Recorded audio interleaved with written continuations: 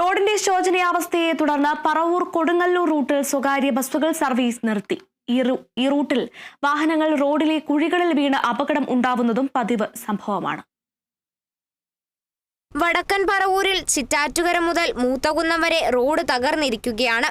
ഇന്ന് രാവിലെ ചെളി തെറിച്ചുവെന്ന് പറഞ്ഞ് ബൈക്ക് യാത്രികരും കാൽനട യാത്രികരും ചേർന്ന് ബസ് ജീവനക്കാരെ കയ്യേറ്റം ചെയ്യുന്ന അവസ്ഥ വരെയുണ്ടായി. പ്രധാന വിഷയം റോഡിലെ കുഴികളാണ്.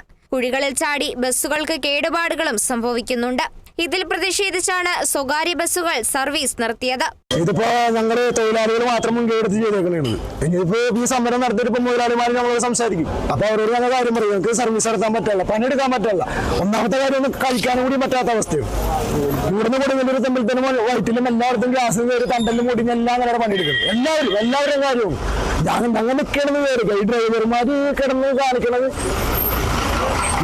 ഏത് സമയത്തും എന്ത് വേണമെങ്കിലും ഊരിപ്പോവാന്നുള്ള അവസ്ഥയിലാണ് ബസ്സുകൾ പോകുന്നത്. ബസ്സുകൾ സർവീസ് നിർത്തിയതോടെ യാത്രക്കാരും പ്രതിസന്ധിയിലാണ്. Kerala vision news, Kochi.